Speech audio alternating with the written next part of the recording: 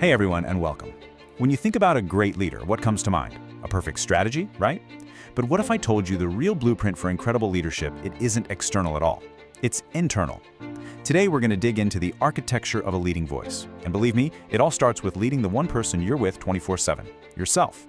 So what exactly is that internal blueprint? What's the secret sauce that separates a decent manager from a leader who truly inspires people? Well, the answer? It's probably a lot simpler and way more profound than you might think. And right here, this is the foundation of it all. See, real leadership isn't about putting on some kind of leader persona. It's not an act. It's about genuinely understanding who you are, your authentic self, and then letting that shine through in how you communicate. Think of it less like a mask you wear and more like a mirror you hold up. So that brings us to this core connection, right? Personality meets communication. Let's dive in and explore how your own internal wiring directly shapes the kind of leader you are and the kind you can become. I want you to think about your own style for a second. Are you the kind of person who's super direct, data-driven, always pointing to the numbers on a spreadsheet? Or are you someone who connects with people through stories, through empathy? Look, neither one is better than the other, but recognizing your natural default setting, that is the absolute crucial first step to building your leadership voice. Okay, this breaks it down really well into two key skill sets.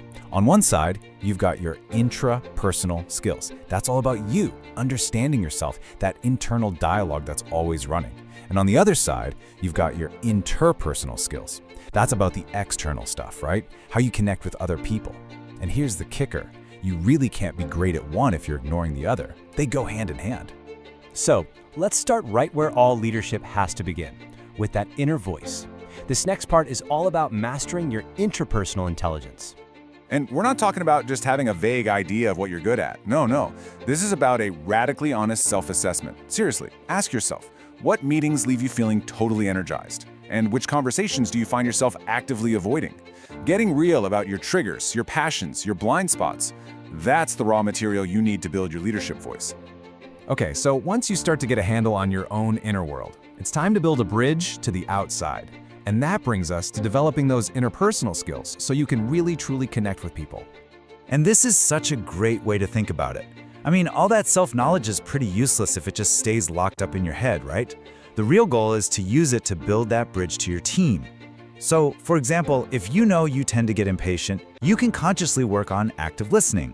Or if you know you personally thrive on positive feedback, you can make it a point to give it out more freely to others. See how that works? This leads us to a classic debate, kind of like a heavyweight fight. IQ versus EI. Raw brain power versus emotional awareness. When we're talking about leadership, which one really matters more?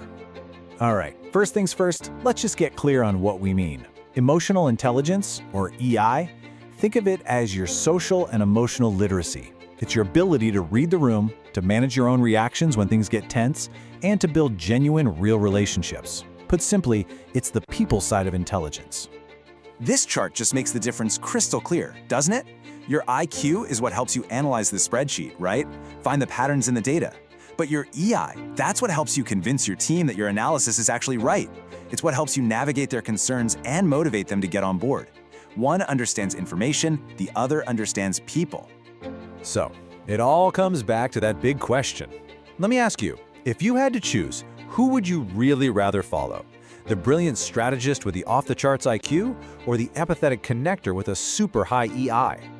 And here's the verdict. Look, IQ is valuable. Nobody's denying that. But for modern leadership, emotional intelligence is the absolute game changer. I mean, you can be the smartest person in the room, hands down. But if you can't connect with, inspire, and actually understand the other people in that room, well, all that brain power has a very, very limited impact. All right, so we've talked a lot about the what and the why. We've covered the theory. But how do we actually put this into practice? Well, this final section is all about that. It's your leadership blueprint. Yep, this is where the rubber meets the road. It's all about taking these insights we've been talking about and turning them into a real, tangible plan for your own growth as a leader.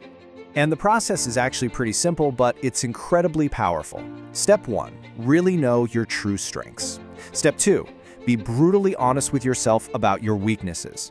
Step 3, and this is key, is about identifying the gap between the leader you are right now and the leader you want to be.